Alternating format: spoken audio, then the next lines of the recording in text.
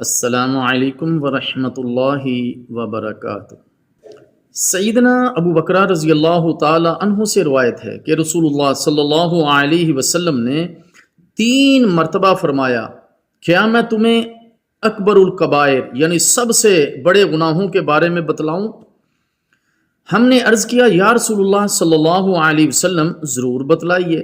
تو پیارے نبی صلی اللہ علیہ وسلم نے فرمایا، الاشراک باللہ وعقوق الوالدین، اللہ تعالیٰ کے ساتھ شرک کرنا اور والدین کی نافرمانی کرنا۔